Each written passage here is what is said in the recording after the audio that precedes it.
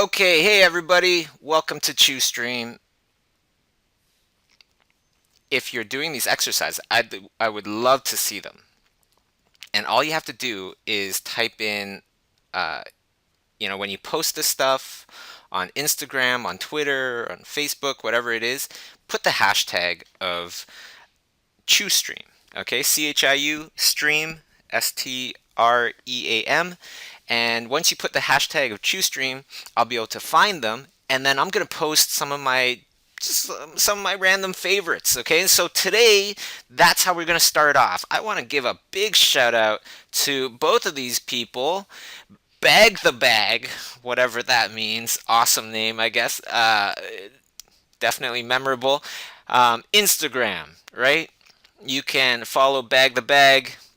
Posted this really cool exercise from one of the streams, the composition one. Very, very nice exercise to strengthen your imagination. It is a bit more advanced, but you can see he did a really awesome job, or she did a really awesome job. And then there's Winnery.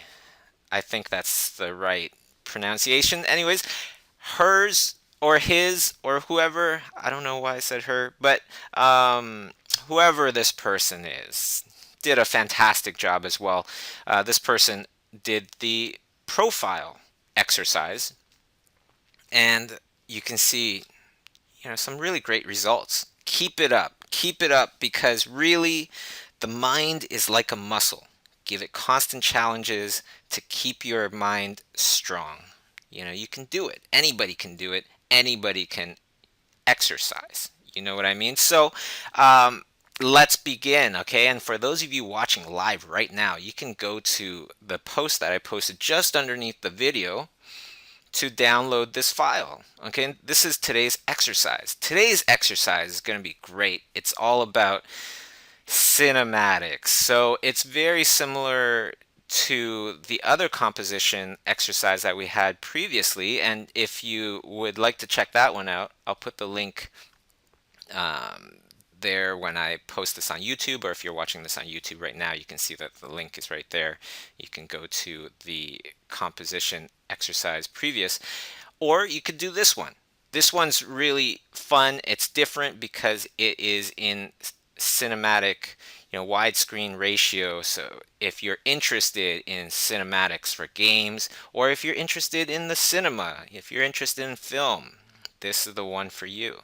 Very simple composition just to start you off. Okay, and the whole entire idea here is exercising your imagination. What could this be? Let this very simple composition just be the starting point of whatever you might think of. Okay, and you'll see that perhaps the first one is not something that I want to continue with. And you just start another one. Okay, and also keep in mind this is very much an exercise. You don't have to do anything super amazing. What you do have to do is just think really, really hard. Because like I said, mind is like a muscle. You have to challenge it. If you're lifting up little tiny weights every day, it probably won't do very much compared to if you are lifting bigger weights. Okay, so try to think, try to visualize, try to really put in a lot of good effort here. Okay. Now, the other thing I want to mention is that you can post questions. Okay, and when you post your questions, you can post them into the chat if you're watching this live on live stream. You can post them in the chat, but please start off with capital letters question. Okay, if it's a question directed to me, please put capital letters question and then type your question. That way I'll be able to sort out all of the questions a lot easier, and then the streams will go even better. Okay, so you can see the first one, didn't really like it too much, right? It's a very simple composition turned into a mountain range with a little spaceship. That's what I was kind of thinking. And it really doesn't take that long for you to just sketch an idea out. We're trying to sketch ideas out, and try not to noodle things too much because then you're committed to that idea. Try to come up with a bunch of little ideas and see which one would be the best. You can see that I didn't erase the last thing that I did. Sometimes I do, but in this case I didn't. So you can just draw down a whole bunch of little ideas and then you can go back to the ones that you felt were the strongest. So the other great thing about this exercise is that it's simple. It's very simple. It's a very simple composition. If you like drawing monsters, all of a sudden maybe this one might interest you more because I'm thinking samurai kind of warrior about to battle this giant beast of some sort. If you like environments, then perhaps the last little sketch would be good for you because that one's about layouts, right? And it's a lot. It's just a lot more towards people that like environments, and you can make this into anything that you want. You can make it into whatever you're interested in. You know, whatever you're interested in. Okay. The last thing I want to do, well, there's plenty of things I want to do, but the last thing I want to do before I start taking some questions is do a little roll call. That's what we do every stream. Let me know where you're from. I'm going to give you a bunch of shout outs wherever you're from. And I love doing this because this just makes everybody just go, oh, wow, there's so many people out there from all over the world. It's not just me anymore. That's really nice. I love that. Okay. So there is Sweden, right on. Malaysia, Quebec, Berlin, Brazil, Ohio, Cleveland, Dallas, Texas. It's definitely Toronto here. El Salvador, Dallas, Texas, Indonesia, San Diego, Ireland, Netherlands. Holy smokes. The list goes on and on and on and on. Wonderful. Really great to see everybody. Israel, Italy, New Jersey, Austria. Right on. Anna Maria Jung. Or Hyung. Sorry. I always mess up your name. Anna Maria, wonderful artist. Also, we have Quebec, New Jersey, Mexico, Panama City, Sleepy Hollow, Quebec, French Guiana. Right on. Brazil, New Hampshire, and the list goes on. Fantastic. You know, it's so motivating for me to actually see this as well and just see everybody kind of collect together doing all of these awesome exercises and seeing those exercises, seeing everybody do those exercises is fantastic. Not only does this stream help me to just keep consistent, keep doing keep doing the right things to get better and better, but it's so motivating to see other people benefiting from these streams. So keep at it. And you can see already I'm on the next idea because I didn't like that last idea. Kind of looked kind of cool, but I don't know. It just wasn't really gelling with me. So trying something new. Maybe it's a big thing looking at a little thing on a branch. I think that's where this is going, and then it might just change a little bit more as well. Now, let's go to the first question. I believe this one was from Maya. I forget. So there's a group on Facebook for everyone who attended or plans to attend the Berlin workshop. It's called Schoolism Live Berlin. Right on. Share lots of workshop photos there. We can share a lot of workshop photos there. That's great. And also, if you go to any of these Schoolism Live workshops and things like that, definitely hashtag Schoolism Live, one word. Okay, and that way we can see all of the different pictures that everybody did or took and things like that. And it's just wonderful, not just for the attendees to see, but for the instructors to see. you know, the kind of things that happened behind the scenes, or it's just nice because these events, honestly, they're so much fun that when they're done, it's almost like depressing. It's like it's over. Oh no, back to life. And it's a really nice thing to be able to see everybody's experiences. Okay, so if you are just sitting there listening to this, okay, if you are just sitting there listening to this, you can draw right now, but you're not drawing. You can paint right now, but you're not painting. I'm talking to you, okay? Let's go. Let's do this.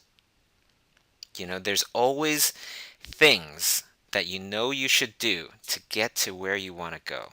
Stop thinking about it. Set your mind on autopilot and just do it. Download the template, paint along with me, and you'll see exactly how fun and how effective this method is. Because this is a tried, tested, exercise that I've given many, many students and seen wonderful results. So I know it works. You got to do the right thing. You got to do the things that are going to help you. Okay? And if you're busy right now, I urge you to go back to this later on and go through the exercise. Okay. So we have another question here. I'm going to go to the next question, which is from Andre. Any hints to thinking of shapes without using lines when working? When work gets more complex, I often have trouble deciding things after a while past the composition step. Yeah, I I always say there's kind of like two modes that are really good to have as an artist. You gotta have your quick mode, and then you gotta have your slow mode, your really precise, putting on the finish kind of mode. And they're totally two different separate, like two different kind of gears in my head when I'm thinking about it.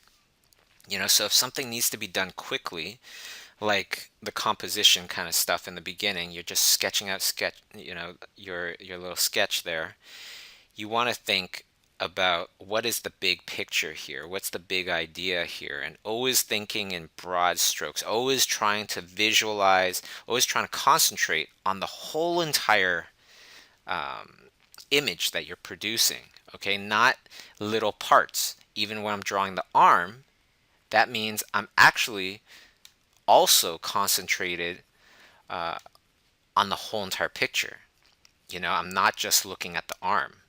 I'm kind of just taking it all in, but painting the arm. And that's a very good example of how what the difference is between like quick mode and slower mode. Slower mode, you're going to concentrate on the arm more to really give it that precise finish, all those precise details. And you're still going to think about the overall image, of course, but it's not going to be as important. Okay. Um, it's still going to be extremely important, but the first kind of example, the difference is that all I'm thinking about is the whole entire picture. I'm thinking very, very little about the little detail that I might be painting. I'm thinking about how is that overall picture going to affect, or how's that little, detail that I'm putting down going to affect the whole entire picture. Really great question. Big shouts out to my buddies Mika Madden and Xuan Chan. You know, really wonderful artists that I've really had such a pleasure to get to know and hang out with in Florence. And then Xuan from Singapore hung out with us for like half a year in Toronto. And it's really fantastic. And we at the studio. Miss both you guys. And everybody else, of course. Why kidding? All you guys. Don't want to miss anybody else. But, anyways, let's go to the next question, okay? Do you always know what you're going to draw before you put it down, or does putting it down help you come up with an idea? That's a really great question. I don't always know what it is I'm going to be painting, um, when I'm starting. When it's a really, really great day, then I can see things much more in detail, see it in my head a lot more in detail before I put it down. In the beginning, a lot of times I need to kind of warm up my brain. So I need to think about more basic elements. So instead, I'm thinking about a big thing versus a small thing, or maybe it's a big building versus a small person. Uh, in this case, for this composition specifically. But I might not know what kind of building yet. Maybe I know that I'm thinking it would be a jaggedy kind of building. So I'd make jaggedy kind of marks to give me that feeling that I'm looking for to see if that's what I want or not. If it's a majestic kind of building, then I would try to put down marks that are going to feel more majestic, in a view that will make it feel more majestic. Perhaps it's a upwards view looking at the castle. Um, things like that. I try to, if I don't have any idea at all, and well, first I would just sit there and I wouldn't actually draw. I would just look at the composition and try to think of an idea. Okay, if I'm sitting there, I really can't think of an idea, it's like the worst drawing day ever, then I'll just start off with extremely simple concepts. Okay, so in this case, how did this start off? Well, it started off as a big thing looking at a little thing on a branch. And then what is that big thing? I don't know yet. What's that little thing? I don't know yet. And then it became like, oh, maybe it's peering into, the big thing is peering into like a crack in the side of a cave or something like that. Now, um, I got rid of the branch, right? So your ideas might change. But when you're doing these kind of exercises, it's fantastic for that because it can totally change. There is no specific goal here. You know, your specific goal needs to be about trying to visualize this stuff before you actually put it down. Trying to visualize as much of it as you can before you start putting it down. Okay, that's the exercise. And I challenge you to not use any reference. You can always use reference later, but the initial exercise in the very first try, don't use any reference. Just use what you know and just try to work your way through it. Because too many times, especially when you have a timeline, when you have a time kind of restriction, if you have reference, all of a sudden you're just looking back and forth going, okay, do does this match, does this match, does this match? But if you don't have that, uh, if you don't have that reference there,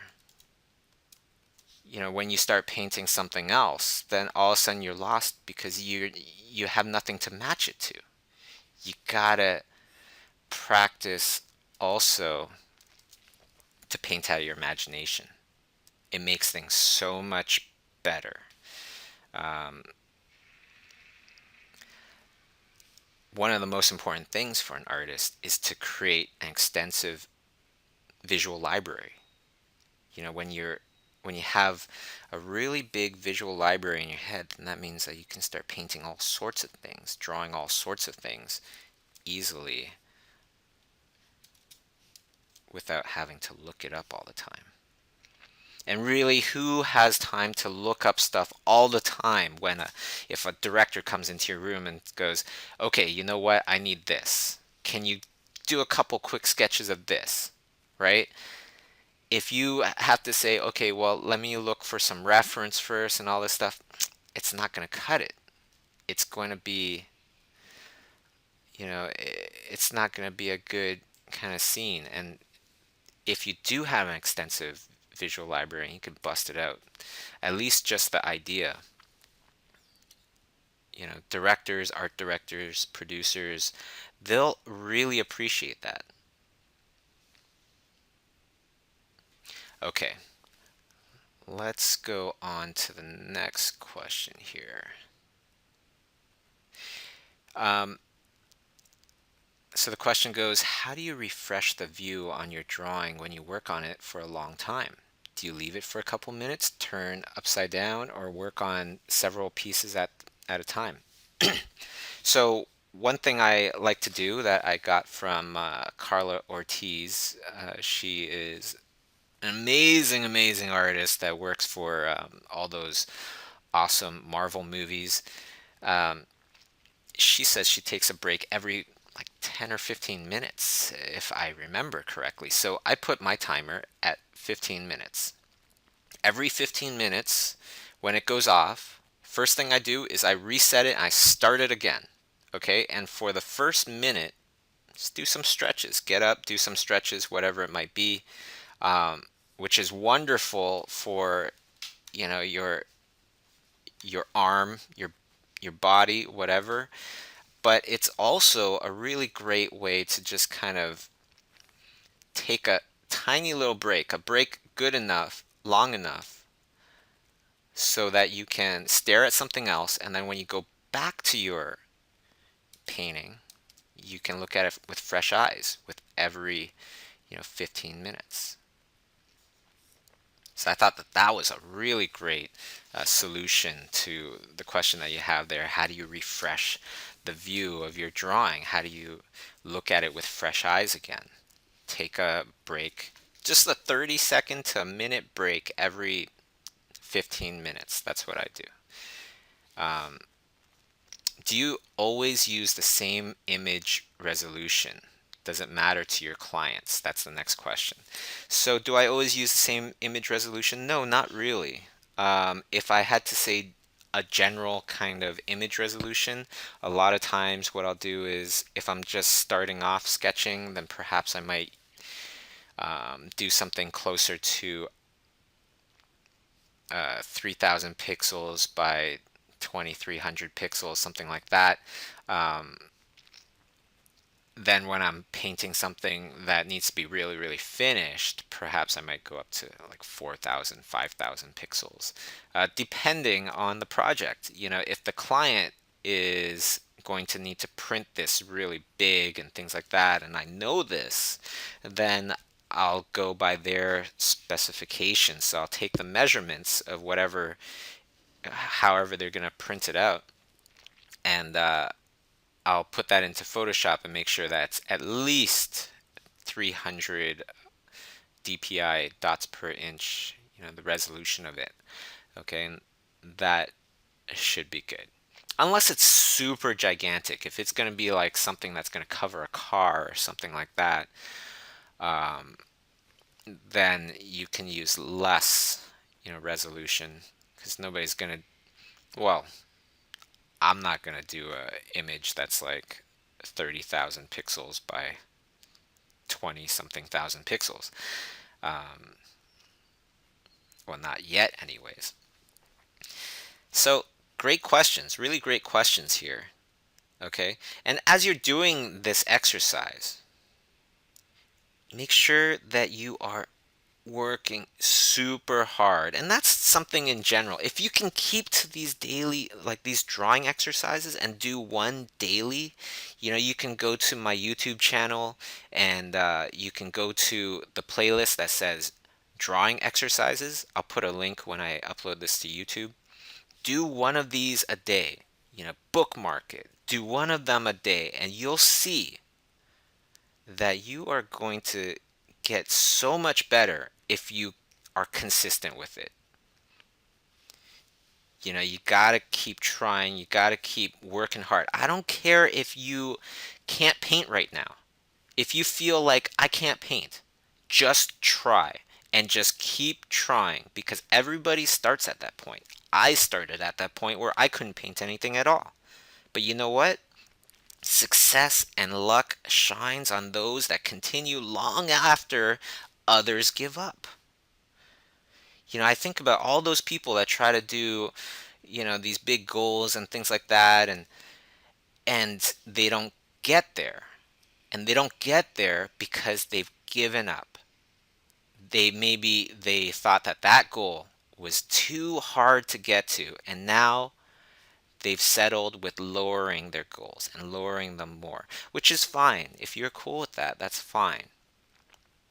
But if you search deep in your heart, if a really big goal is really that thing that you want to do, so many people can actually get there.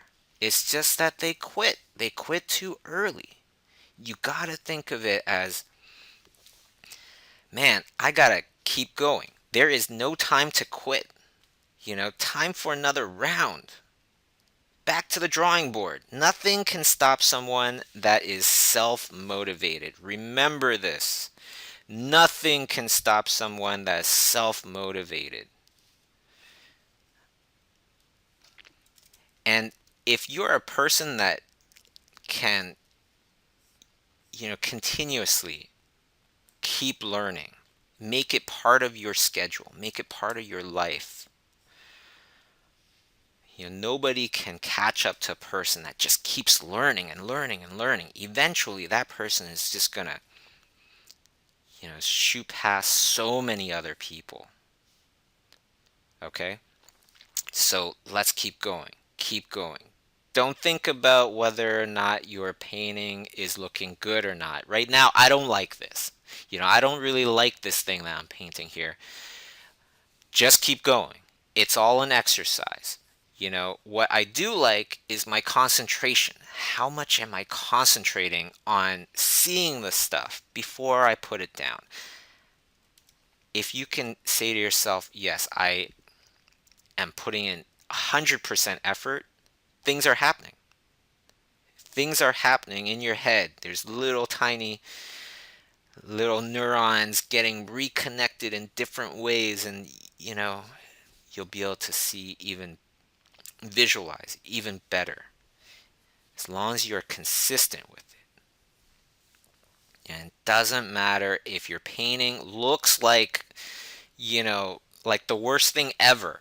For the first week, if all of your exercises look like the worst thing ever, which it probably won't, but say it does, that's okay, because you did the exercise. And how you deal with bad drawings, bad paintings, a lot of times actually affects your success. So you gotta think about it like that. How do you deal with failure? How do you deal with your own artistic failures? How you deal with failures will determine how successful you will become. Believe that one, because it's 100% true. Okay, you know what? I think let's go on to another question here. So the next question is, what are the artists that inspire you the most on creating creatures? What inspires me the most on creating creatures is actually just, it's not really art per se. It's more about life.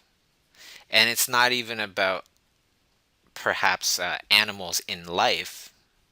It is, but it's not only about that. It's also about just perhaps a funny interaction I had with somebody. Maybe, I'm walking down the street and I pass by a bunch of um, people that look like they're up to no good, standing outside a convenience store. And you might sense a little bit of danger because it's nighttime or whatever. And that might translate into um, a gang of certain type of animals that are all kind of hang out, and then all of a sudden one looks over and sees a little fuzzy prey or something that is in the area. And that was inspired by me going to the convenience store outnumbered late at night, perhaps. So really, that is the best place to get your inspiration from life, not other artists, not, movies and things like that, even though those are great as well. I definitely get inspired by other artists and movies and things like that, but that's why I love to travel because most of the best inspiration comes from life itself, which also, is an important point that you can't just draw, in your lonely little studio every day. Go out there, experience life, draw in a cafe, even though you might feel a little weird at first. You know what? Sometimes you just gotta say, screw it. I'm just gonna do this and sit through it and just do it because I know that this is the right thing. And there are things that you should do to get to where you want to go. So just stop thinking about it. Just gotta go on autopilot. Set your mind to it. Too many people know exactly all sorts of things that they would totally benefit from if they started doing, but then they just don't do it. They're too tired. They're too whatever. It's late. I'll do it tomorrow. Things like that. Do it right now. Think about this. Maybe you're 20 something years old. Great. You have your whole life ahead of you. But really, it took you 20 something years to become somewhat self sufficient. And you're only going to work for like maybe 40 years. That's only twice, how much time it just took you to become self sufficient if you're like 20 something. What can you possibly get done in 40 years? Well, maybe the first five is just getting to a better level of art. Well, now you only have 35 years. Say you work on a movie that took you 5 years. Now, if you think about it, if every movie takes you 4 or 5 years, how many movies can you make? And if you start off with, the not so good movies, then how many movies can you make that hopefully will be good?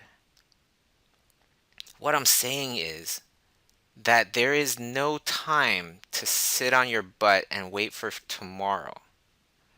We gotta start taking this as urgency to achieve our goals. And if you don't have a goal right now, take this stream as a sign that you need to write down a goal. You need to have a goal because you will get so much further when you have a goal. And when you do have a goal, you'll be so surprised on how much faster you get to that goal than you thought you would. Most of the time, that's how it is for me anyways.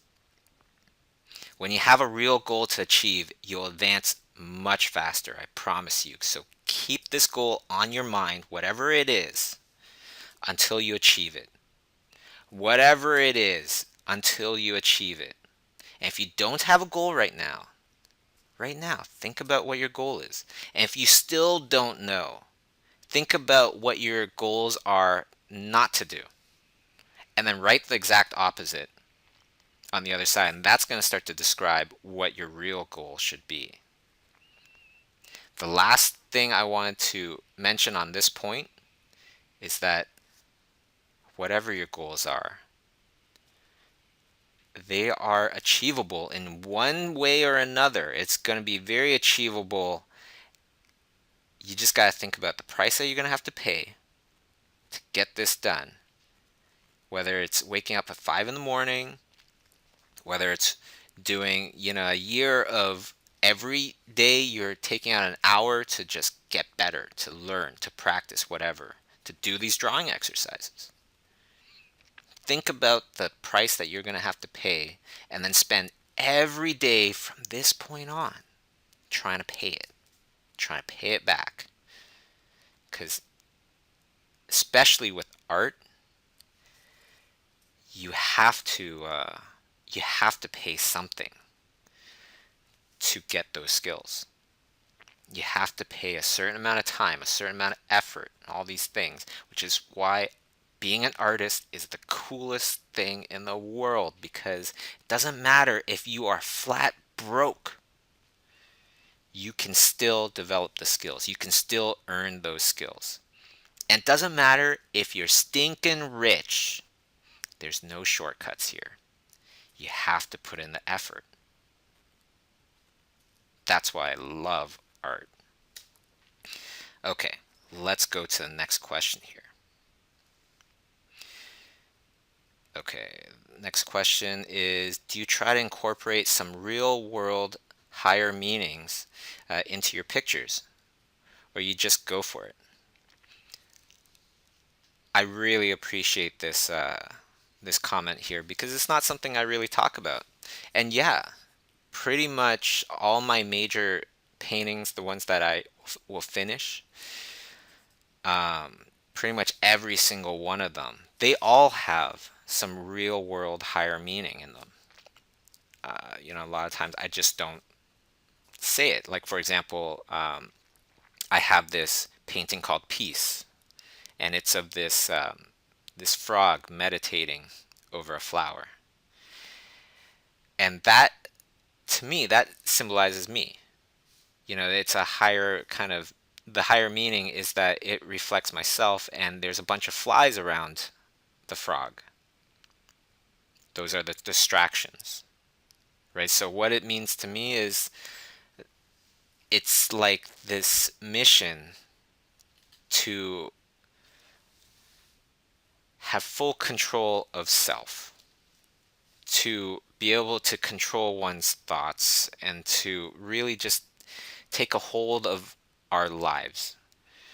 This constant battle to try to do that, to bring down your stress, to keep motivated, to do all the things that you want yourself to do. And yet, as we're trying to do this, there's all sorts of things in our lives that get in the way. And that's what all the flies are. So that, in a sense, it has a bit of a higher meaning. Another really good one that I really liked was the Big Bad Bunny Eater. It's this dangerous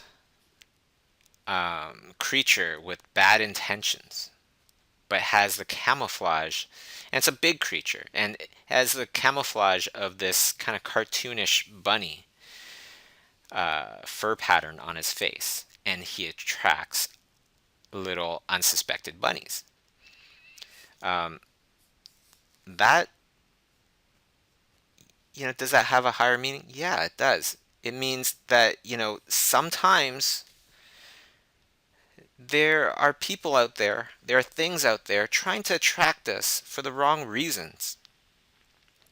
And we have to constantly exercise our common sense to make sure that we are doing the right things and we're headed in the right direction.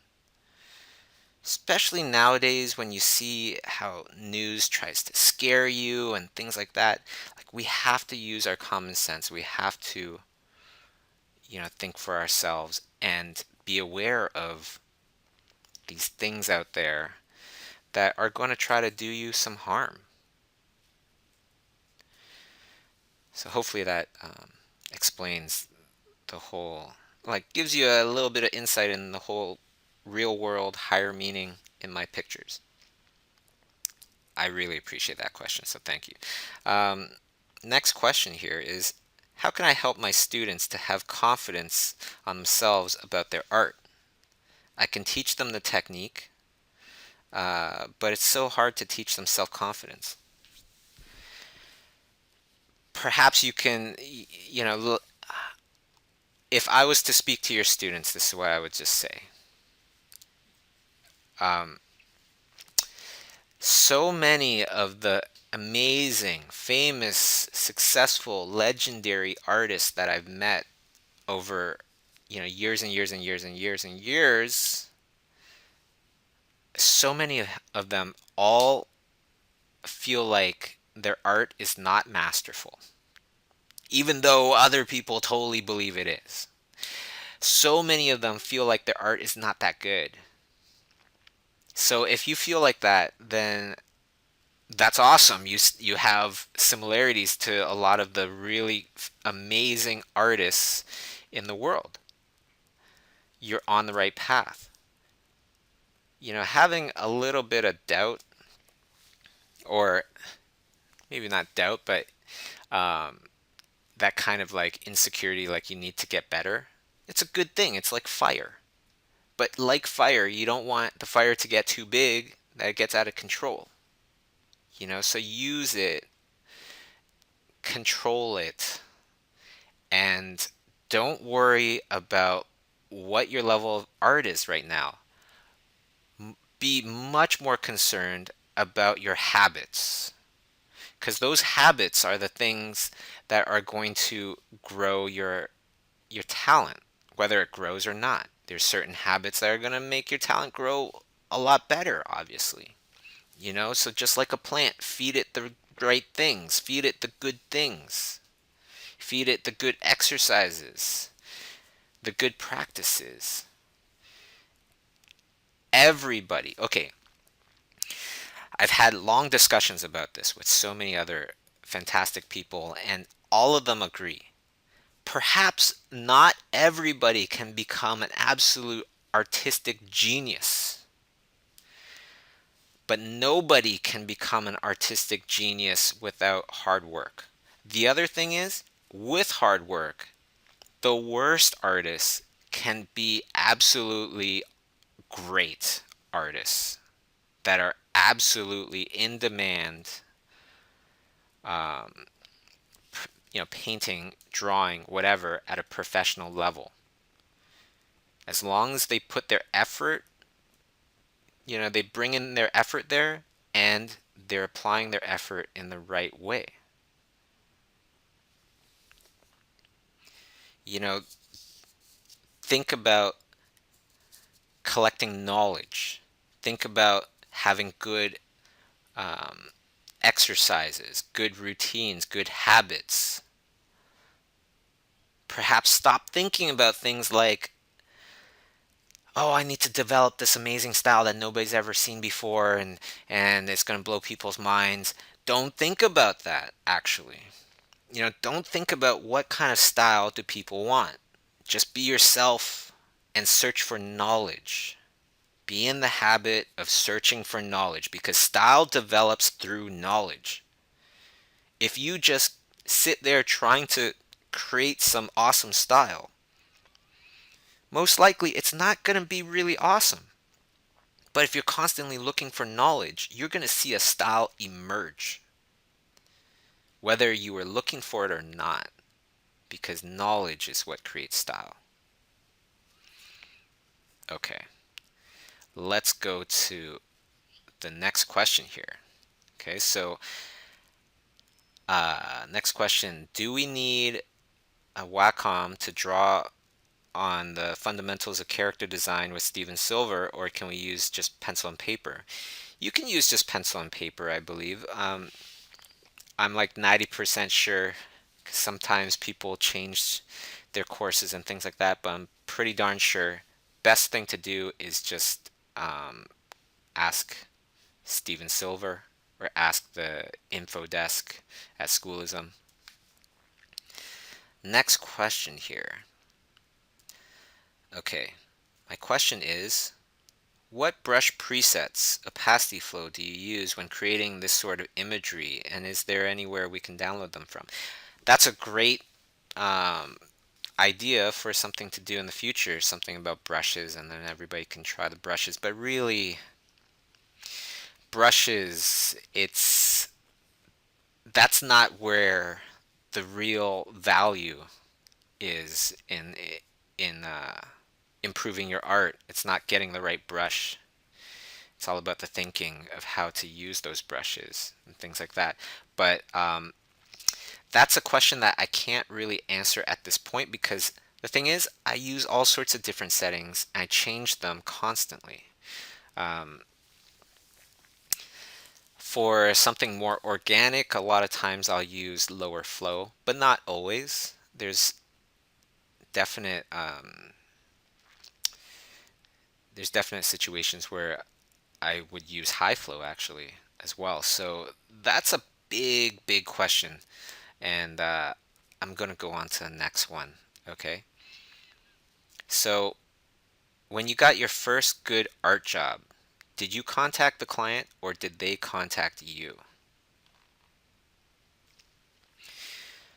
My first good art job, I don't know which one that would be, because, um, well, jobs get better and better as you get more known and get more successful. Um, so what once was good, probably wouldn't take that kind of a job now. Who knows, but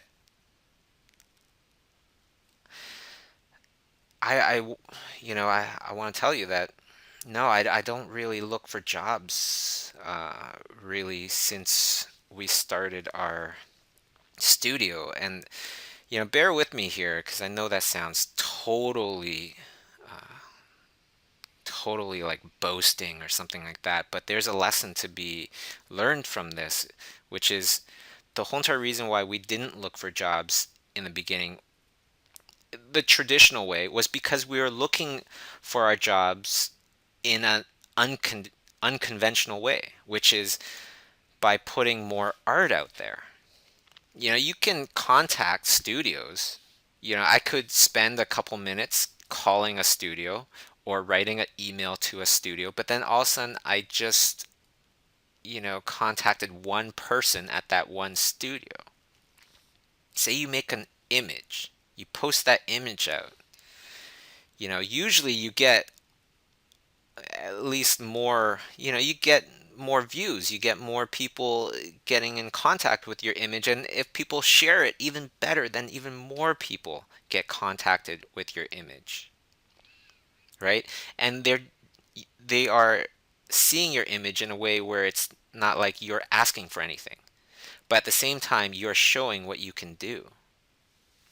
So a long time ago, we kind of, discovered this and just thought, okay, well, then I guess we'll concentrate on making the art that is going to attract the jobs. I actually have this audiobook that I made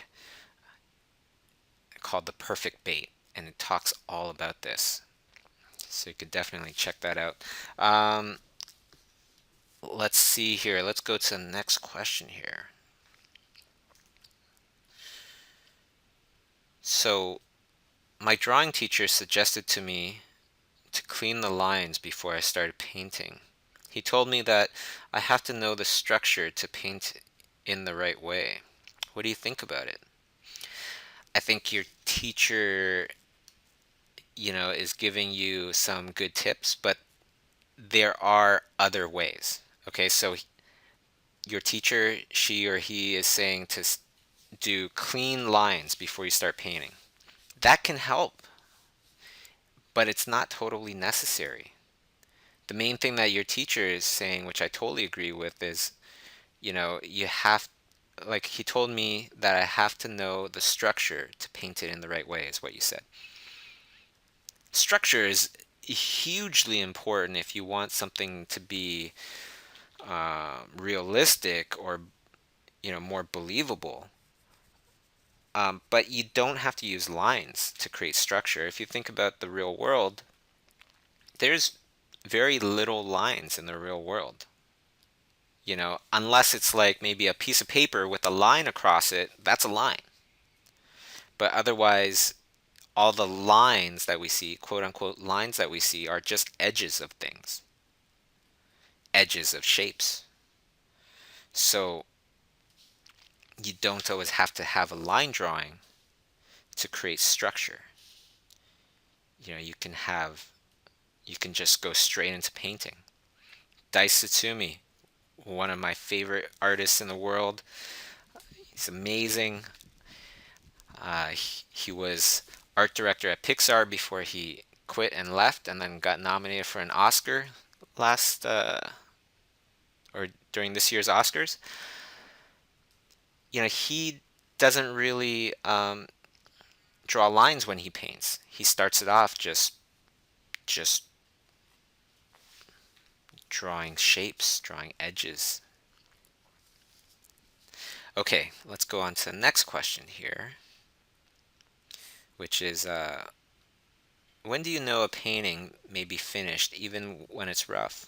I love sketchy art, but I'm always concerned what the client will think when putting them in my portfolio.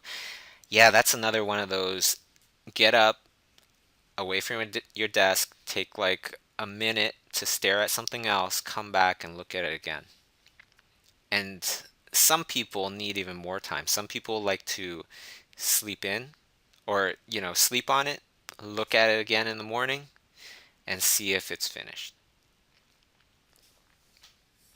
Okay, let me just copy some questions here. But you can see that um, this painting has come a long way or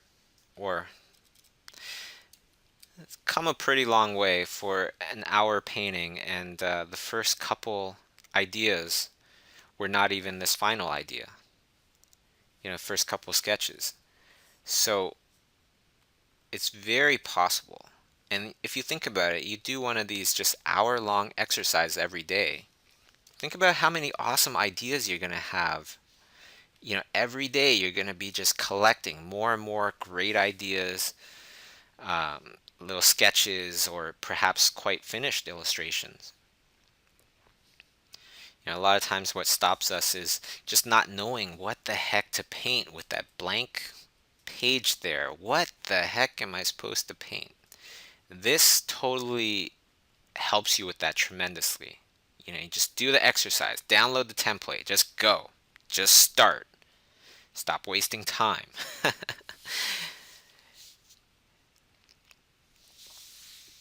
Okay, let's see what other questions we have here. How long do you spend on a painting before it's finished? Yeah, that one again. It's like it depends. It really just depends on, um, take a break from it, look at it again, see if it looks finished, see if you feel like it's finished, make your decision. Okay, let's go on to the next question here. How do you turn rejections into constructive experiences? Rejections into constructive experiences? Well, you know what? I guess it's because I rarely think of rejections as rejections. I just think of them as delays. If I really want something, that's exactly how I think about it.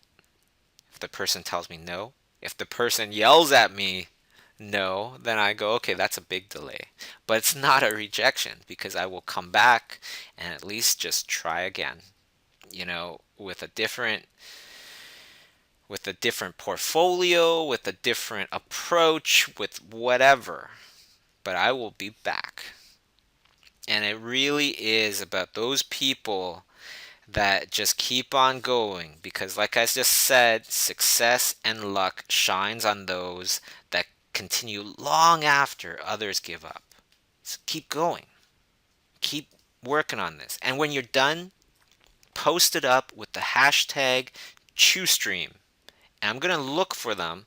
And I'm going to post another few um, exercises on my next stream.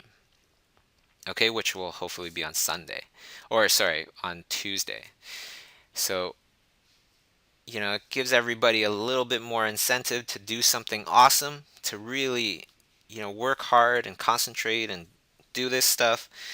And, it's also going to give a lot of people some extra, like, little boost of a little spotlight. So hopefully we can help out lots of people with these exercises, not just from you know them getting better, but also putting a spotlight on some people. That'd be great. Okay, so all you have to do is when you post it on Twitter, Facebook, whatever, Instagram, hashtag it, one word, ChewStream. Okay, let's go to the next question here, which is I've seen some artists saying that meditation helps them to focus and improve their art. Do you meditate? Yes, actually, I do. You know why I love meditation? It's because, well, first of all,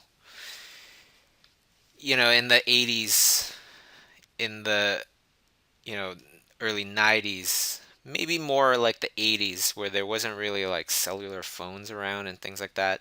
When you're done work, you're done. You go home and it, you can decompress. Well, hopefully you can decompress. Nowadays, we're so connected.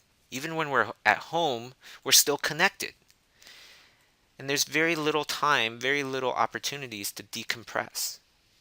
Meditation helps with that. It allows me to be able to decompress.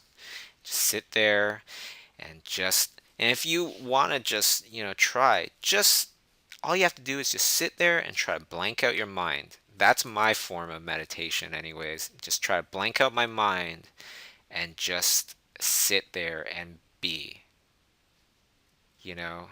Um, the other great thing about that is that meditation helps your willpower. Exercise helps your willpower. Because who wants to just sit there? Nobody. Very little people just want to sit there and do nothing. So if you can do that, it actually strengthens your willpower. And there's been studies that say that you can strengthen your willpower. No matter how little willpower you have now, you do exercises like this, you do meditation, you do your own like physical exercises. All these things help your willpower. Okay, let's go on to the next question here, which is with the self start courses with the subscriptions. Is it timed or can you leave for a week if you need to and continue later? It's an ongoing subscription. Okay, so you start it, it's just going to start. It's just going to keep going until it ends. As far as I know, best people to ask is definitely the info help desk, info@schoolism.com. Um, but yeah, I'm pretty darn sure you just start it and it just keeps going. Okay, the subscription based formula is very affordable. So it's meant for that. You just keep going at it. And if you need some time, if things get busy, then just come back to it later. This isn't a question, but I see that Maya, you're writing, I'm scared to post my exercises. I always do them, but rarely post them. They're all they're all so rough. That's totally fine too, but I would suggest perhaps just making a folder or an album or something where you just post your daily exercises and you can label that album just saying, these are extremely rough and these are extremely quick. These are just exercises. I'm saying to post them still because you look back, a month from now and you're going to be like, wow, you're going to see the improvement. And that's going to really help you, motivate you to keep going, do it even more. And you will be even more motivated than you were before. Not only that, but people love to see when people improve. They take notice.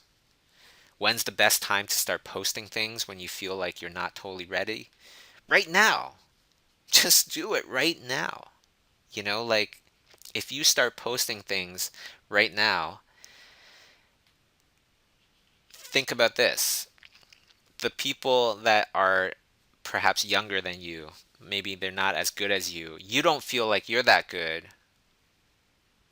but other people might, and they will start to follow you and they will start to comment and so on and so forth. And as you start growing as an artist, as a person, they'll start growing as well. They'll get to a point where all of a sudden they're not in, high school anymore, or not in elementary school, and now they're actually working, and you've been working as well, and because you've been posting for so long, they feel like they totally know you, and you've become a habit of theirs to check in on you, check to see what you've been doing new and things like that.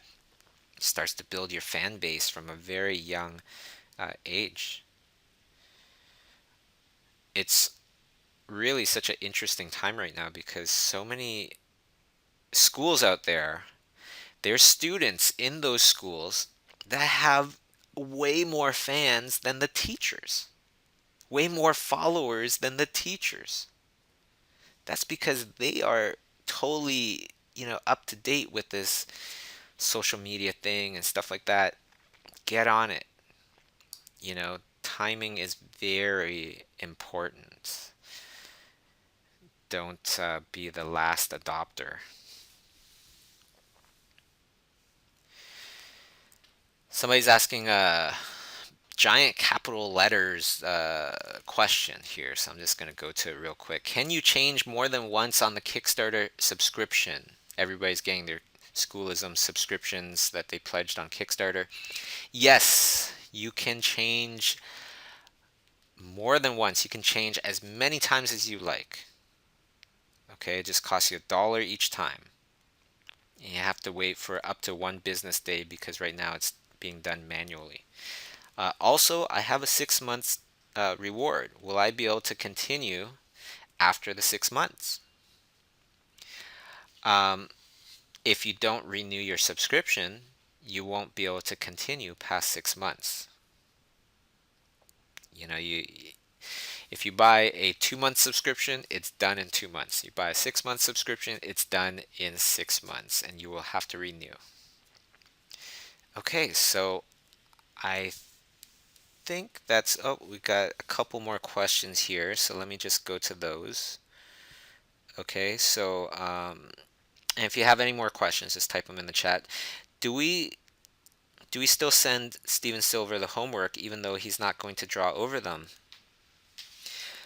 I think this was a question from Gigi Goodman. Well, okay. There is the subscription version of Schoolism that everybody pledged on Kickstarter. And then there is the full-fledged premium version with feedback.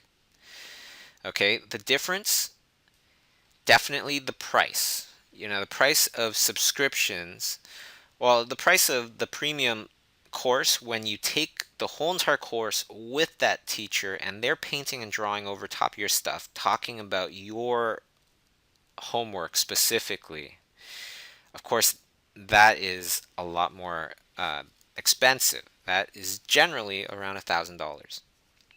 The subscription is a fraction of the price, right? It's as low as a lot of people got their subscription for $10 a month off of Kickstarter. When it goes live on Schoolism, it'll still be ridiculously low, $12 a month on Schoolism. Okay, so the subscription base, you can imagine there's hundreds, thousands of people, in each class or whatever it might be. The teacher is obviously not going to be able to give any drawing feedback on those, and never did with the self start version, only in the premium version. Okay, but with thousands of people, with the new subscription base, we've taken out the submitting files portion of things. Okay, and that's of course because it's hundreds and maybe 1,000, maybe more, taking one class. Just to, if you ever joined LinkedIn late or something like that, I got like a million emails coming in asking for approval. It just takes one click for each one, but try clicking 300 different people, Think how long that's going to take. And the main thing is that we reduce the subscription price down to such a fraction of the cost so that more people can get the best knowledge from the best artists out there and have the best chance to succeed. In doing so, unfortunately, we don't, you won't be allowed to submit your artwork to the teacher, but what we've done is we've created a Schoolism subscription group on Facebook where you can join the Facebook group, and then there's an event in each one of those Facebook group. There's an event for each one of the classes on Schoolism on that Facebook group. Okay, so find the event that corresponds to the class that you're taking right now, and you can post your artwork there and get everybody to comment on it, give you suggestions, feedback, things like that, and we could get our feedback from a whole bunch of people. Okay. Here's a question from Fabio. Do you think listening to music while painting influences your art? Yes, definitely. A while back, I was working on the first Smurfs movie, and I was watching Dexter at the same time. I have a tiny little mirror beside my monitor that points at the TV. At that time, I did. And so I can see the TV in my tiny little mirror. And I was watching Dexter as I was doing character designs on the Smurfs. What a bad idea that is. Obviously it went wrong. Okay. So there we go. I think we're pretty much at the end of our broadcast here. So just wanted to thank you guys all very much. If you're watching this on YouTube, definitely subscribe. Definitely bookmark the drawing exercises playing list and just start doing them. That's what it's there for. That's why I made them. It's for you guys because it's helped me and it's helped many of my students. I want to put it out there into the world so that everybody can do it, and for free. So encourage your buddies, buddy up, start doing this together consistently. And you're going to see. Schoolism Live Workshops is a fantastic opportunity to learn from your Schoolism teachers live in person when you receive education from someone that is known for what they do, successful at it. It's learning on a whole new level, being taught their personal techniques, methods, philosophies that have taken their amazing careers to where they are today. The experience of going to a Schoolism Live workshop is truly education evolved. Yeah, and the thing is that I want to tell you is that I had no idea how to do any of this stuff. I mean, that's what I want to say to you guys, is that you don't need to know the end result of anything. You just need to get it started. Don't let that fear of what the end result might be stop you, and that's why most of us will never do what it is we desire to do, because we're afraid of the end result.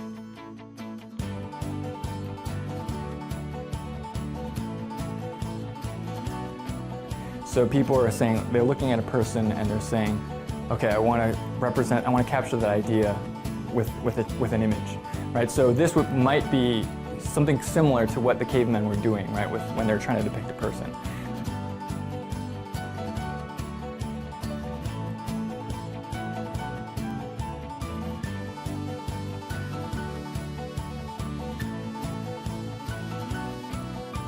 It was seeing someone young and sort of the next generation, and you're really, oh my God, I'm jazzed because, that's, for a lot of people, that's me up there, right? Even as a working professional, you have to stay sharp. You have to keep evolving, keep learning. Because our industry is evolving. And for artists to keep up, or better yet, get ahead, the best way to do that is to learn from the people that are already there. Kevin Lima, and then of course, Academy Award winner, Brenda Chapman, powerhouse couple. Biggest thanks goes to them. Can we give them a big round of applause? Creativity is problem solving, meaning you have to get to the very heart of the problem before you can even begin to solve it. Hi, I'm Katie. I came all the way from Michigan to come to the Schoolism workshops today, and I'm so glad I did. They were amazing. I learned so much. Very interactive, and picked up some great tips, and I hope they continue to do more of them because I'll be coming back. Come check us out and stay tuned as Schoolism Live Workshops visits a city near you.